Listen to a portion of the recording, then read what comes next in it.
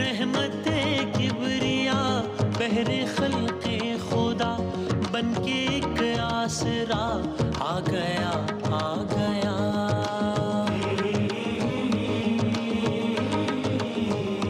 باب رحمت کھلا دیکھ اس کی. خوش آمدید. علماء کرام ہمارے ساتھ موجود ہیں. جناب علامہ شجاع الدین شیخ صاحب, مولانا محمد رضا داؤدانی صاحب, مفتی سہیل صاحب, اور سوری میں اس وقت جو ہے نا کبھی کبھی وہ کل یہ ہوا کہ کوئز کے پروگرام میں اتنے ایک بنیادی سوال جو بچپن سے پڑھتے ہیں وہ میں نے غلط بتا دیا. میں نے لوگوں سے کہا معذرت بھائی, کبھی کبھی وہ جاگ کے جو ہے نا بالکل وہ ذرا سلسلہ ایسا ہو جاتا ہے. تو اور جناب مفتی محمد عامر صاحب سب کا بہت شکریہ. اور آپ اتنا جاگ رہے ہیں قوم بھی بیدار ہو جائے. کیا کہنے. تو بغیر کسی تمہید کے پہلے سوال کی طرف چلتے ہیں. سنائیں جی. جی بیٹا سنائیں, وقت ہے تمہیں؟ اچھا میں ویسے کل جی ٹھیک ہے اچھا چونکہ اب سوالات ذرا وہ زکوٰۃ سے متعلق آنا شروع ہو گئے ہیں زیادہ, تو میں چاہتا ہوں پہلے آپ ایک ذرا عمومی بات کی, زکوٰۃ کا کانسیپٹ کیا ہے, کیوں یہ دینا بہت ضروری ہے. اگر کوئی انسان سوچے کہ بھائی اللہ تعالیٰ ہر چیز پہ قادر ہے تو وہ کسی کو ڈپرائیو رکھنا نہیں چاہتا ہوگا تو وہ اس کو دے دے گا. یہ مجھ پہ کیوں وہ ہے کہ جناب میں نے یہ سمجھنے کے لیے ایک سوال ہے. تو آپ بسم اللہ الرحمن الرحیم. اللہم صلی علی محمد وعلی آل محمد وبارک وسلم. جہاں تک زکوٰۃ کا تعلق ہے ہمارے دین کا بنیادی ستون ہے, اور قرآن کریم بار بار اقیم الصلاۃ وآتوا الزکاۃ کا حکم دیتا ہے. ایک عبادت بدنی اعتبار سے ہے, ایک عبادت مالی اعتبار سے ہے. گویا مال بھی اور جان بھی دونوں بھی رب کائنات کی بندگی میں ہمیں لگانے چاہیے. ایک تصور یہ بھی ذہن میں رہے کہ اللہ تعالیٰ نے اپنی عبادت کے لیے ہمیں پیدا فرمایا. سورہ ذاریات آیت نمبر 56, وما خلقت الجن والانس الا لیعبدون. اللہ تعالیٰ فرماتا ہے میں نے جنات اور انسانوں کو صرف اپنی عبادت کے لیے پیدا کیا. پھر اللہ تعالیٰ یہ بھی فرماتے ہیں کہ زندگی امتحان ہے, اور جب اس امتحان میں ڈالا گیا تو کچھ چیزیں عبادت میں رکاوٹ بنتی ہیں. ان رکاوٹوں کو دور کرنا یہ بہت ضروری ہے. اور اللہ تعالیٰ نے جو ارکان اسلام یا پلرز آف اسلام ہمیں عطا فرمائے, ان کا ایک بہت بڑا حاصل ہے کہ وہ ان رکاوٹوں یا ہرڈلز کو دور کریں. انسان بھول جاتا ہے اپنی حقیقت کو. ہر چند گھنٹوں بعد نماز یاد دہانی کراتی ہے, ایاک نعبد و ایاک نستعین مالک یوم الدین. انسان کا نفس کئی مرتبہ آڑے آتا ہے. رمضان کے روزے یا نفل روزے انسان کو نفس پہ قابو پانا سکھاتے ہیں کہ تمہاری نہیں رب کی مرضی چلے گی. کبھی دوست, احباب, رشتہ دار, مال, دولت, گھر بار, جائیداد یہ رکاوٹ بن رہی ہوتی ہے. تو حج کی عظیم عبادت ہے, بندہ سب کو چھوڑ کر اللہ تعالیٰ کے راستے میں نکل جاتا ہے. اسی طرح مال کی محبت بڑی شدید ہے. وَإِنَّهُ لِحُبِّ الْخَيْرِ لَشَدِيدٌ. اس شدید محبت والی بات یعنی مال کی محبت کو نکالنے کے لیے کم از کم سالانہ تقاضا تو زکوٰۃ کا ہے. اور دو کہ یاد رہے کہ اللہ کے پیغمبر علیہ السلام فرماتے ہیں کہ اِنَّ فِي الْمَالِ لَحَقٌّ سِوَى الزَّكَاةِ. بے شک مال میں زکوٰۃ کے علاوہ بھی حصہ مقرر ہے. یہ زکوٰۃ تو بیر منیمم ہے, جو تو ادا کرنی ہے, اس سے آگے بھی اس کو ادا کریں. زکوٰۃ کے لفظ سے تزکیے کا لفظ بنتا ہے, جس کے سادہ سے معنی پاکیزگی کے ہیں. یعنی بندے کی جو روحانی ترقی ہے اس میں جو رکاوٹیں ہیں وہ دور ہو جائیں تو بندہ اللہ کے قریب ہو جائے گا. اسی لیے تزکیہ نفس کے لیے مال کا خرچ کیا جانا, جس کی کم از کم شرط یا کم از کم تقاضا زکوٰۃ کی صورت میں ہے, وہ انیویٹیبل ہے. تو گویا یہ مال راہ خدا میں خرچ ہوتا رہے گا, ہمارا باطن ہمارا دل بھی پاک و صاف ہوتا رہے گا, اور رب کی محبت اور عظمت میں بھی اضافہ ہوگا, اور اس کی بندگی میں آگے بڑھ سکیں گے. آخری بات, اگر گاڑی کو ہینڈ بریک لگا ہوا ہو, ہمیں سر جب گاڑی چلانا سیکھی تو ہینڈ بریک ہٹانا بھول جاتے ہوں گے, گاڑی آگے نہیں بڑھتی تھی. جب تک ہینڈ بریک نہیں ہٹے گا, چاہے آپ کا انجن بہترین ہے, فیول موجود ہے, گاڑی آگے نہیں بڑھ سکتی. یہ مال کی محبت کا ہینڈ بریک جب تک ہٹے گا نہیں, اطاعت الہی میں ہم آگے بڑھ نہیں سکیں. کیا کہنا ہے. سبحان اللہ, سبحان اللہ. بیٹا ہم سوال سنائیے سوال سنائیے. علماء کرام سے سوال یہ ہے کہ میری وائف کے پاس گولڈ تھا, سونا تھا تقریباً 14-15 تولے. تو ہمارے پاس تقریباً 15-16 سال تک وہ ہم نے ہمارے پاس رکھا رہا. اس کے بعد ہم نے وہ بیچ دیا, اور بیچنے کے بعد ایک پراپرٹی لے لی, ایک پورشن خرید لیا ہے. تو وہ کہ ہمیں زکوٰۃ دینی پڑے گی, اور اگر دینی پڑے گی تو کتنی دینی پڑے گی, کس حساب سے دینی پڑے گی, یہ بھی بتا دیں. اور یہ بھی بتا دیں کہ اگر زکوٰۃ نہ دے سکیں تو اس کا کوئی اور راستہ ہے. قبلہ. بسم اللہ الرحمن الرحیم. اللہم صلی علی سیدنا و مولانا محمد وعلی آلہ و اصحابہ وبارک وسلم. ایک تو یہ ہے کہ زکوٰۃ فرض ہے, اقیم الصلاۃ و آتوا الزکاۃ. ریزن یہ ہے کہ خذ من اموالہم صدقۃ تطہرھم, کہ اپنے مالوں میں سے نکالو مال ताकि तुम्हारा माल पाकीज़ा हो सुभान जाए, अल्लाह। तुम भी पाकीज़ा हो जाओ। सुभान अल्लाह। अच्छा, इनके पास तकरीबन 14-15 तोले सोना था। अच्छा, जब तक सोना गोल्ड इनके पास था तो हर साल 2.5% इन पर ज़कात थी, क्योंकि सोने का कम से कम जो निसाब है मिनिमम वो 7.5 तोला है। ठीक है। हाँ, इससे कम होगा तो वो निसाब तक नहीं पहुंचता। सही है। अच्छा, अब जब इन्होंने बेच दिया, फरोख्त कर दिया, कोई घर ले लिया, पोर्शन वगैरह ले लिया, इसकी दो सूरतें हैं। अच्छा। बाज़ औक़ात हम बतौरे इन्वेस्टमेंट कोई पोर्शन या कोई घर लेते जी हाँ, जी हैं हाँ। तो वो माले तिजारत बन जाता है। ठीक है। अगर हमने बेचने के लिए लिया कि ले लेते हैं, कीमत बढ़ जाएगी, बेच देंगे, सही है। तो इस सूरत में वो माले तिजारत होगा और उस पर ज़कात होगी। और कितनी होगी? वही जी, वही 2.5% के सही, हिसाब से। सही। और अगर रहने के लिए लिया है हाँ। तो उस सूरत में ज़कात नहीं होगी। यानी उस सोने के ही पैसों से लिया और उस सोने पर ज़कात नहीं दिया और फिर ये ले ली सोने property। पर तो ज़कात थी। हाँ, नहीं, मैं पूछ रहा हूँ सवाल, क्या फर्ज करें कि उस पर किसी ने ज़कात नहीं दी और उन पैसों से पे प्रॉपर्टी खरीद ली, जी जी, तो अब वो ज़कात जितने साल नहीं दी उतने साल की देनी होगी। जी जी हाँ। हाँ, ओके, ठीक ठीक। इसमें फिर और अगर खुदा न खास्ता उनके पास गुंजाइश नहीं निकलती तो आहिस्ता आहिस्ता भी दे सकते हैं। राइट, ठीक ठीक है। आप कुछ बताना चाहेंगे? बिस्मिल्लाहिर्रहमानिर्रहीम। ज़ाहिर है कि वो बुनियादी जो फ़िक़ही इख्तलाफ है वो अपनी जगह पर एग्जिस्ट करता है। ठीक। मैं उसकी मुख्तसरन वज़ाहत कर देता हूँ। ज़ाहिर है कि अहनाफ का जो नज़रिया है वो तो मुफ्ती साहब ने इरशाद फरमाया सही। कि बुनियादी तौर पर जो कुरान मजीद के अंदर जो रिलीजियस लेवीज़ जिनको कहा जाता है कि माली वाजिबात जो परवरदिगार आलम की तरफ से ऑब्लिगेटरी या वाजिब करार दिए गए हैं, उनको हम मुख्तलिफ अंदाज से देखते हैं, उनके लिए मुख्तलिफ अनावीन भी इस्तेमाल होते हैं। ठीक है। लफ्ज़ ज़कात इस्तेमाल होता है। इसी तरीके से जब हम सूरह बरात में देखते हैं तो वहाँ पर लफ्ज़ सदका इस्तेमाल हुआ है, जबकि उससे मुराद ज़कात ही है। खुज़ मिन अम्वालिहिम सदका इन्नमा सदकातु लिल फ़ुक़रा, और पूरी एक फ़हरिस्त आगे आती है हश्तगाना के 8 वो हेड्स के जिसके अंदर वाजिब ज़कात को खर्च किया जा सकता है। तो एक तो है इस्तिलाह का इशू कि कई मरतबा लफ्ज़ ज़कात एक सुर्खी की हैसियत रखती है कि जिसके मातहत माली वाजिबात को कवर किया जाता है। ठीक है। अच्छा, अब उसके बाद आ जाती है बात टेक्निकल। तो 9 चीज़ें हैं कि जिनके ऊपर ज़कात को वाजिब माना गया है। ज़कात फ़ितरा के अलावा की बात हो रही है, ज़कात फ़ितरा की बात नहीं हो रही है। ज़कात के अंदर 9 चीज़ें हैं, गल्लात अरबा, अनआम सलासा और नक़दैन। 4 किस्म के जानवर हैं, 3 किस्म के 4 किस्म की क्रॉप्स हैं, गल्लात हैं, और 3 किस्म के जानवर हैं, और 2 किस्म के करेंसीज़ हैं। वो 2 किस्म की करेंसीज़ जो हैं उन्हीं के अंदर सारा डिस्प्यूट है। यानी जो गल्लात अरबा है, 4 किस्म के जो गल्ले हैं उनके अंदर तो खजूर, गंदम, जौ, किशमिश वगैरह ये आ जाते हैं। ठीक है। उसी तरीके से फिर 3 जो चीज़ें हैं जो जानवरों की बात है उसके अंदर गायें, बैल, भेड़, बकरियां, ये 3 फैमिलीज़ हैं वो इसके अंदर आ जाती हैं। ठीक है। फिर उसके बाद जो नक़दैन जिनको कहा जाता है, 2 तरह की करेंसीज़, उसमें दीनार और दिरहम, यानी सोने के सिक्के और चांदी के सिक्के। अब उसके बाद ज़ाहिर है कि इशू ये आता है कि जब ये ज़कात इन सिक्कों के ऊपर है, जो हमारे नज़दीक कम से कम मनाबे अहादीस के अंदर यही है कि उसकी सराहत आई है कि इन चीज़ों के ऊपर वाजिब है, मुस्तहब और ततव्वो जो है वो तो जितना इंसान करे वो अच्छा है उस हवाले से। तो फिर उसके बाद बहस आती है कि ये जो करेंसीज़ और पेपर करेंसीज़ और दूसरी सारी चीज़ें, तो हमारे पास ऑलरेडी वो खुम्स का एक हेड मौजूद है। ठीक है। कि वो जो वालमु अन्नमा गनिमतुम मिन शैइन फ़अन्ना लिल्लाहि खुमुसहु, उसकी जो तफसील है वो अपने मकाम पर, मगर ये है कि वो हेड बचत को भी कवर करता है। तो जाहिर है कि फिर उसके अंदर खाली एक इस्तिलाह का फ़र्क रह जाता है, वरना किसी न किसी तरीके से देने का फिर बचत के ऊपर भी देने का एक सिलसिला बन जाता है। और वो 20% का है कि 20% इंसान को अपनी सेविंग में से निकालना है। अगर वो यूज़ हो गया तो ठीक है, लेकिन अगर बच गया तो 20% सेविंग, जो भी साल के एंड में सेव हुआ है उसका 20% देना है। 20% उसका उन्वान खुम्स है फ़िक़्ह जाफ़रिया। ठीक, बाकी ज़ाहिर है तफसीलात तो फिर अपने मकाम में। मुफ्ती आमिर साहब कुछ ज़रा फ़िक़ही सवालात ज़रा सुनाइएगा जी।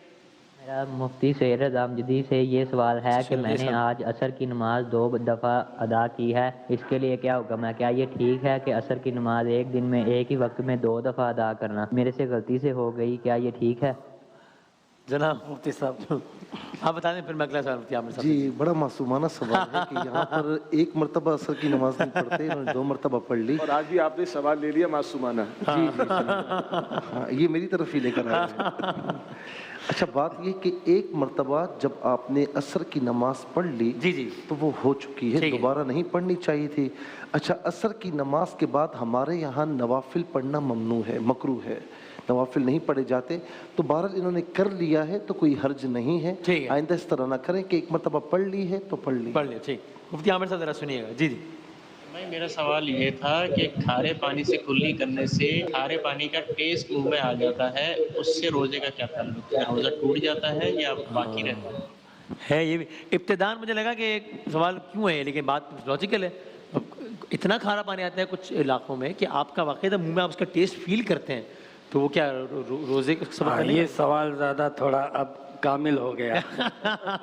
بالکل صحیح فرمایا آپ نے، لیکن بہرحال روزہ پھر بھی نہیں ٹوٹے گا. اچھا، روزہ نہیں ٹوٹے گا، بے شک کچھ پانی کا ٹیسٹ آ جائے منہ میں تو جی نہیں ٹوٹے گا روزہ. اچھا ٹھیک ہے، صحیح ہے، کلیئر ہے. یہ ایک اور سوال بھی سن لیجیے گا، سنائے گا جی. یہ سوال ہے کہ بندہ اگر روزے میں ہے اور اس کو نیند آ گئی اور اس کی نمازیں بھی چھوڑ گئیں تو کیا اس کو ان کا گناہ بھی ملے گا؟ اور کیا وہ جاگ بھی رہا ہے، نماز بھی نہیں پڑھ رہا، ایسے موبائل پہ لگا گانے سن رہا کبھی کچھ؟ پلیز اس کا جواب بتا دیں پلیز. ایک تو وہ تو واقعی معصوم سوال ہے کہ بھائی روزے کی حالت میں نماز نہیں پڑھی تو اس کا گناہ بھی ملے گا. تو میرا خیال ہے روزے کی حالت میں نہ ہو تو بھی نماز نہ پڑھے تو بھی شاید گناہ تو پھر بھی ملے گا میرا خیال ہے. لیکن وہ سوال ویسے یہ پوچھ رہے تھے کہ روزہ رکھا ہے اور دو کیفیات ہیں میں نماز چھوڑ دی. ایک تو کہ سوتا رہ گیا اور نماز رہ گئی تو کیا، اور دوسرے کہ نہیں سوتا نہیں رہا لیکن ایک عبادت کر لی روزے کی، نماز نہیں پڑھی، نہیں پڑھتا تو کیا؟ بہرحال دونوں صورتوں میں ترک کرنا جو ہے وہ ایک بھی ہے. جی جی، دونوں صورتوں میں جو ہے وہ یہ نماز کا جو ہے وہ ان کا نقصان اور گناہ ہے جس کی ان کو قضا کرنی ہے، توبہ کرنی ہے. روزہ تو ہو جائے گا صحیح، چونکہ مبتلات روزہ میں نہیں ہے نماز کا نہ پڑھنا. نماز کا نہ پڑھنا مبتلات روزے میں سے نہیں ہے، بلکہ روزہ ایک فرض ہے جس کی ایک طویل ڈیوریشن ہے. اس کے اندر آپ کے اوپر مزید 4 فرض اور آ رہے ہیں 4 نمازوں کے. تو لہٰذا ایک فرض کے ساتھ وہ 4 فرض فجر، ظہر، عصر، مغرب یہ نمازیں بھی آپ کو پڑھنی ہیں. اگر ترک کیا تو گناہ اس کا لازم آئے گا. ٹھیک ہے، ایک آپ بتا دیجیے ایک اور سوال، پھر میں بس آخری کلوزنگ کامنٹ سے لے لیتا ہوں. یہ بھی ذرا سنائیے گا جی اگلا سوال. نہیں، میرا یہ سوال ہے علماء کرام سے کہ اسلام میں پسند کی شادی کرنا جائز ہے لیکن نامحرم کو دیکھنا بھی گناہ ہے، تو کیا کانسیپٹ ہے اس چیز کا؟ آپ علماء کرام سے پوچھیے گا. جب لوگ کہہ رہے ہیں پسند کی شادی جائز ہے، نامحرم کو دیکھنا حرام ہے، تو یعنی اس مرحلے تک کیسے پہنچے گا انسان جب نامحرم کو دیکھنا حرام ہو گیا تو شادی تک بات ہی کیسے؟ ہاں دیکھیں، ایک تو ہمارے یہاں پہ پسند کی شادی کے حوالے سے بہت سارے تحفظات ہیں. میں تو یہ کہتا ہوں کہ ناپسند کی شادی نہ کی جائے، پسند کی جائے تاکہ وہ رشتہ آپ نبھائیں. لیکن تو پسند کی کرے گا تو وہ نامحرم کو دیکھے گا تو پسند کرے گا، دیکھنا حرام ہے. اچھا، کسی کو پسند کرنے کے لیے ایک تو دیکھنے کی حد تک جواز کا حکم موجود ہے، نمبر 1. نمبر 2 یہ کہ دیکھنے سے آدمی پسند لازمی طور پہ نہیں ہے کہ آ جائے، کیونکہ انسان کے ساتھ زندگی گزارنے کے لیے نبی کریم علیہ السلام نے فرمایا کہ شادی کرتے ہوئے لوگ جو ہے وہ کسی کی شکل دیکھتے ہیں اور کسی کا دین دیکھتے ہیں، کسی کے اخلاق دیکھتے ہیں، کسی کا مال دیکھتے ہیں. تو جس نے مال اور کسی کی شکل دیکھی اس پر ہی اکتفا کیا تو وہ برباد ہوا، اور جس نے دین دیکھا اور اخلاق دیکھا تو وہ آباد ہوا. تو لہٰذا ہمیں کسی کو پسند کرنے کے لیے اس کے اوصاف جاننے چاہیے. مطلب والدین جب ملاقات کرتے ہیں اور معلومات کرتے ہیں تو اس میں کیا بتاتے ہیں؟ وہ یہی بتاتے ہیں کہ اس کی تعلیم اتنی ہے، اس کے دوست اس طریقے کے ہیں، اس کے گھر کا نظام اس طرح کا ہے. اس سے کیا ہوتا ہے کہ آپ کو پتہ چل جائے گا کہ میری لائف اس کے ساتھ کمفرٹ ہوگی کہ نہیں ہوگی. صحیح ہے. لہٰذا پسند کی شادی تو بہرحال منع نہیں ہے، اور ایک حد تک یہ کہ آپ کو بالکل بھی مطلب نہ بھائے ایسا ہو جائے تو اس لیے ایک نظر دیکھنے کی بھی اجازت ہے. صحیح. اس کے علاوہ یعنی نامحرم کو دیکھنا حرام ہے، یہ صرف اس طرح جملہ ٹھیک ہے یا اس میں ifs and buts ہیں کہ اس نظر سے اس صورت میں حرام ہے اور اس صورت میں حرام نہیں ہے، ایسا ہے؟ یعنی ایک کیا بتائیں کہ اس دور میں آپ کیسے اس کو ڈیفائن کریں گے کہ کس نظر سے اس نے دیکھا ہے؟ اسلام کیا کرتا ہے کہ اسلام صرف گناہوں سے نہیں روکتا، گناہوں کی طرف جانے والے راستوں کو روکتا ہے. قرآن کریم میں جہاں پر یہ ہے نا کہ وَقُلْ لِلْمُؤْمِنَاتِ يَغْضُضْنَ مِنْ أَبْصَارِهِنَّ کہ عورتیں اپنی نگاہوں کو نیچے رکھیں، تو وہاں صرف عورتوں کے لیے نہیں ہے.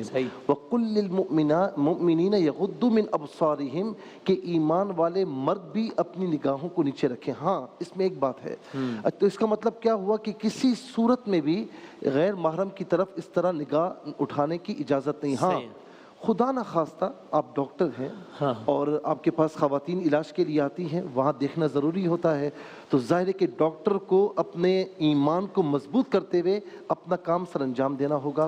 اسی طریقے سے بعض ایسی ناگزیر صورتحال ہوتی ہیں کہ جہاں پر نگاہ اٹھانے کی اجازت ہوتی ہے لیکن نیت صاف رکھی جائے. اچھا دوسری بات یہ ہے کہ جس طرح ڈاکٹر کی مثال اس طرح اور کئی امثال ہیں. اچھا اب یہاں پر ایک بات اور بھی ہے کہ پہلی نگاہ غیر ارادی طور پر اٹھ گئی, اس کا لوگ بہت مذاق اڑاتے ہیں, اور اس کے بعد نگاہیں جمی رہتی ہیں. پوچھیں کہ بھائی کیا کر رہے ہو, پہلی نگاہ ہے. دیکھیں ایک ہوتا ہے گناہ کرنا اور ایک ہوتا ہے کہ اس چیز کا حکم کا مذاق اڑانا. تو مذاق اڑانے کے نتائج بڑے سنگین ہو سکتے ہیں, اور یاد رکھیں کہ یہ آپ گناہوں پر جرت کا اظہار کر رہے ہیں. اللہ تبارک و تعالی گناہوں کی تو معافی عطا فرماتا ہے, لیکن جو گناہوں پر جرت کرتا ہے وہ اللہ سے لڑائی کرتا ہے. تو لہٰذا جیسے ہی ایک نگاہ پڑی فوراً آپ نے پھیر لی تو یہ معافی ہے, اور جمع کر رکھی تو یہ معافی نہیں ہے. ٹھیک ہے, آخری بات 2 سوالات ایک سنیے گا شجاع بھائی. وعلیکم وسیم بھائی, میرا سوال یہ ہے کہ میں جب بھی نماز پڑھتی ہوں تو مجھے بہت زیادہ وسوسے آتے ہیں کہ میں صحیح طرح اپنی نماز بھی نہیں پوری کر سکتی, میں نماز صحیح طریقے سے نہیں پڑھ سکتی. ویسے بھی مجھے وسوسے آتے ہیں, لیکن جب میں نماز پڑھتی ہوں تو مجھے بہت زیادہ وسوسے آتے ہیں. پلیز علماء کرام سے پوچھ کے بتائیے. شکریہ. جی بسم اللہ الرحمن الرحیم. جتنا ہماری بہن نے دربندی سے سوال کیا اور یہ معاملہ جتنا پریشان کرتا ہے, اللہ کے نبی مکرم صلی اللہ علیہ وسلم نے اس سے کئی گنا زیادہ بڑھ کر ہمیں ایک تسلی عطا فرمائی. اچھا, اب ایک تسلی تو یہ ہے کہ آج ہم 21ویں صدی عیسوی میں بیٹھے ہوئے 2021 میں, 14 صدیوں پہلے صحابہ کرام نبی علیہ السلام سے عرض کرتے ہیں یا رسول اللہ صلی اللہ علیہ وسلم, کبھی نماز کے دوران میں ایسے ایسے خیالات آ جاتے ہیں کہ ہم بیان نہیں کر سکتے. تو آگے سے ارشاد ابھی نبی علیہ السلام فرماتے تو ایمان کی علامت ہے. اب ہے نا پریشانی کی بات, یہ ایمان کی علامت کیسے ہے؟ وہ بھائی شیطان کہاں روڑے اٹکانے کی کوشش کرے گا یا نفس کہاں اکساہٹیں ڈالنے کی کوشش کرے گا جہاں کوئی ایمان کی دولت موجود ہوگی. کنگلوں کے گھر میں جا کے کوئی ڈاکہ نہیں ڈالتا جی, پوری ریکی کے ساتھ جہاں کچھ ہوتا ہے وہیں پہ پلان کر کے ڈاکے ڈالے جاتے. تو یہ وسوسوں کا اگر آنے کا معاملہ ہو رہا ہے, یہ تسلی ضرور رکھی جائے کہ ہاں ہم اللہ کی طرف کو رجوع کر رہے ہیں. اس سے وہ شیطان کبھی پریشان ہو کر ہمیں وسوسوں میں مبتلا کر کے شاید روکنے کی کوشش کر رہا ہوگا. تو ایک تسلی تو یہ رکھی. دوسری بات ہے کہ ان وسوسوں کی وجہ سے ہم نے نماز ترک نہیں کرنی, بلکہ یہ فائٹ تو جاری رہے گی. مرتے دم تک رب کی بندگی بھی کرنی, اور شیطان نہیں چھوڑتا ہمیں جب تک یہ بندے کی موت کا معاملہ نہ آ جائے. تو اللہ سے استغفار بھی کیا جائے, نماز میں کنسنٹریشن بڑھانے کی بھی کوشش کی جائے. ہم جو کچھ تلاوت کریں ٹھہر ٹھہر کے کریں, تسبیحات کو سمجھ سمجھ کے پڑھیں, تلاوت کا مفہوم ہمارے ذہن میں ہو, کس رب کائنات کے سامنے کھڑے میں کنسنٹریشن رہے. تو انشاءاللہ تعالیٰ ان وسوسوں کو ہم منیمائز بھی کر سکیں گے. لیکن اگر آ رہے ہیں تو پریشان نہ ہو, بلکہ اس میں بشارت یہ ہے کہ کچھ ہے جس کی وجہ سے وہ آ رہے ہیں. زیادہ صاحب اگلا سوال ہے کہ یہ ٹک ٹاک بنانا جائز ہے؟ ٹک ٹاک کا مطلب کیا ہے؟ ہاں یہ آپ نے یعنی اگر یا مثال کے طور پر فرض کیجئے کہ کوئی سیلفی لے رہا ہے یا کوئی ایک چھوٹی سی ویڈیو کلپ بنا رہا ہے, اسی کو ٹک ٹاک کہتے ہیں؟ نہیں, وہ ہوتا ہے نا وہ مختلف. واقعی میں نے نام ضرور سنا ہے, میں واقف نہیں ہوں. اچھا, بہت زیادہ میں واقف نہیں ہوں, میرے پاس مجھے ایپ ہے نہیں میرے پاس, لیکن وہ مطلب گانوں پر لپسنگ وغیرہ کرنا, اور اس پہ وہ تو خیر ویسے ہی جب گانا حرام ہوگا تو یہ بھی حرام ہوگا. بتا دوں, وہ بات سارے بتا رہے ہیں کہ لپسنگ کے ساتھ کچھ اور نامناسب کوئی حرکات کرنا. اب پتہ نہیں تفصیل, یہ لفظ نامناسب خود سمجھا رہا ہے کہ اس کا کیا جواب ہونا چاہیے. لیکن بہرحال میں معذرت چاہتا ہوں اس لیے کہ میں اس سے پورا واقف ہی نہیں ہوں, اس لیے میرا اس پہ تبصرہ کرنا بنتا نہیں ہے. لیکن جس چیز پہ تبصرہ میں کرنا چاہوں گا, اگر آپ 1 منٹ مجھے دیں تو یقیناً میں تبصرہ کرنا چاہوں گا. اگر 1 منٹ آپ کے بعد جی تو گزارش یہ ہے کہ وہ جو نگاہ والا مسئلہ ہے نا, اس کے اندر اتنی ضرور گزارش ہے کہ حرام نظر تو حرام ہے, مگر اگر انسان تلذذ ریبہ یہ الفاظ استعمال ہوئے ہیں کہ اگر انسان کی جو نظر ہے اس کے اندر حرام نہیں, اور وہ خود اپنے نفس سے زیادہ واقف ہے, وہ خود جانتا ہے, تو بہرحال اس کو ناپسندیدہ ہونے کے باوجود حرام کے کیٹیگری کے اندر نہیں ڈالا گیا. میں مثال آپ کی خدمت میں عرض کرتا ہوں کہ اگر ایک خاتون ہے وہ نیوز پڑھ رہی ہے اور نیوز اینکر ہونے کے نیوز کے کاسٹر ہونے کی حیثیت سے ان نیوز سنی جا رہی ہے اور ان کے چہرے پہ نظر پڑ رہی ہے, تو اس کو حرام نہیں شمار کیا گیا. اگر کوئی خاتون حجاب میں ہے اور اتفاق سے ان کا کوئی بال نظر آ رہا ہے تو اس پر نظر ڈالنا تو حتماً حرام ہے. لیکن یہ ہے کہ بہرحال اگر خاتون ہے اور وہ اپنے مسلک کے اعتبار سے اپنے فقہی مسئلے کے اوپر عمل کرتے ہوئے ولا یبدین زینتہن الا ما ظہر منہ, اس کے مطابق عمل کرتے ہوئے مثلا چہرہ نہیں چھپا رہی ہیں, تو چہرے کے اوپر اگر حرام نظر نہیں ہے تو پھر اس نظر کو بھی حرام نہیں مانا گیا اگر حرام نیت نہیں ہے. لیکن یہ کہ بہرحال اس کو وہی والی بات احتیاط کرنا, یقیناً ایڈوائزیبل ہے اور اس کے مطابق اگر عمل کیا جائے تو بہت اچھا ہے. ایک جملہ مجھے یاد آ رہا ہے, ایک عالم دین نے بہت پیاری بات کی تھی ایک جوان سے, مجھے تم پر بھروسہ ہے, تمہاری عمر پر بھروسہ نہیں ہے. جی جی میں بالکل, انہوں نے صحیح فرمایا. مجھے کسی نے سوال پوچھا, وہ بھی میرا سوال آیا کہ قرآن کریم میں ہم نے اسے بند کرنا چاہا, بند کرتے کرتے ہم نے چوما تو وہ فرعون یا حامان کا لفظ تھا, اسے چوم لیا تو یہ گناہ ہے. تو میں نے اسے یہ جواب دیا کہ وہاں فرعون کا جو نام ہے وہ مقصود نہیں تھا, قرآن کریم مقصود تھا. تو اسے ٹھیک ہے بالکل. تو اسی طریقے سے کوئی نیوز دیکھ رہا ہے تو وہ نیوز دیکھنا مقصود ہے, خواتین کو دیکھنا مقصود نہیں. بہت شکریہ تمام علماء کرام, بہت شکریہ. یہ ذرا کچھ اور بھی سوالات ہیں وہ کل یہیں سے کنٹینیو کریں گے انشاءاللہ. ایک وقفے کے بعد حاضر ہوتے ہیں.